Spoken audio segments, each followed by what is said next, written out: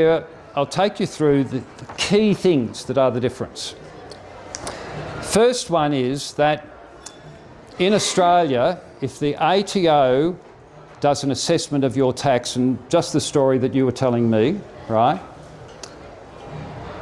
That assessment they do, whether it is a correct assessment or not, automatically becomes a debt at law. Just the fact of them doing the assessment. And I can tell you, they get the assessments wrong on a consistent basis. The minute that they have done the assessment, they can and do start charging you interest at usury rates, somewhere currently in the order of 14%.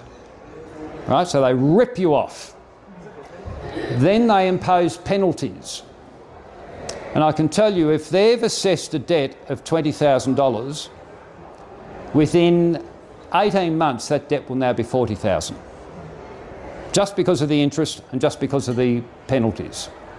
If it's a debt they claim against you of $100,000, $160,000 before you blink. Right?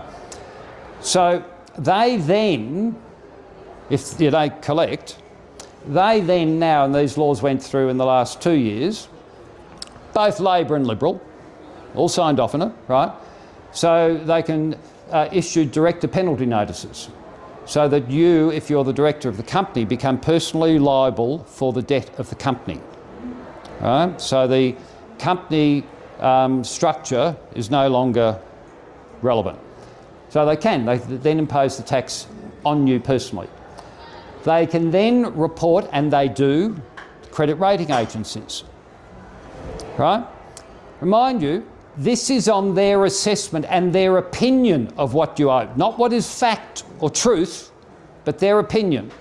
They can then report you to the credit rating agencies, and they do, right? And they can destroy your credit rating straight away. They can then garnish your bank account.